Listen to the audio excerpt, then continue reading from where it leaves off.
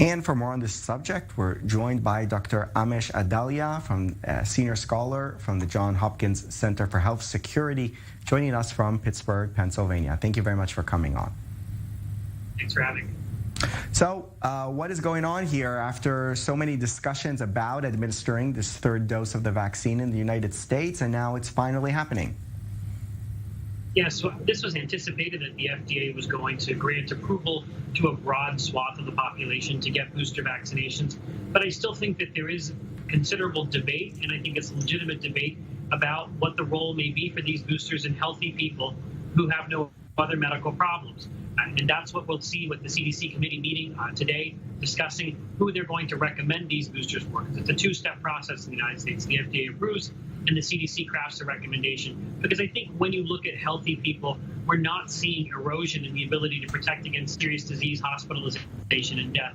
And I think that's part of the discussion we have to have. What are the goals here? Are we after cases or are we after serious disease? I think serious disease is what we should be focusing on because this virus is here to stay.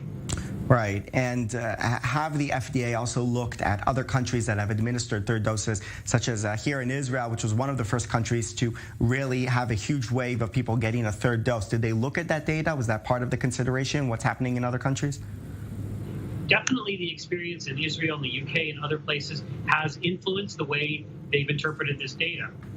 And I think it's clear when you look at the Israeli data that there were breakthroughs occurring that were landing people in the hospital, primarily in those that were elderly, those that had other medical problems, and that's why we saw the narrower recommendation for boosters early on. I think what's happened now is that there's a lot of demand for boosters. Many states are authorizing boosters for all of their population, sort of ahead of the FDA. And I think that because there's so much demand for boosters and there's little downside to them, this is why you're seeing what's happen now. But again, when you're looking at it from a strict data standpoint, it's hard to see the benefit being other than preventing a breakthrough infection in a healthy person. And that breakthrough infection is likely to be mild, and we don't know how transient that benefit may be. And I think we really want to use these vaccines, use these boosters where they're needed. And in the United States, we're having more boosters given than first and second doses, which really is paradoxical because it's people who lack any vaccination that are taking up ICU beds, that are getting infected, that are dying.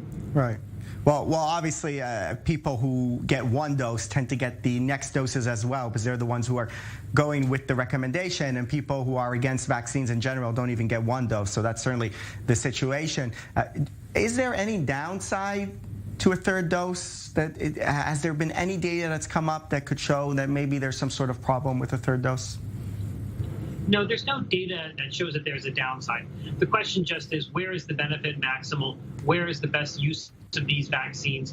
And I think that's what we're trying to do when you make a recommendation. You want it to be evidence-based. You want it to be data-driven. And no, there's not a downside. So if people want to get a booster, they're able to get a booster. They've been doing that even before this formal FDA approval process.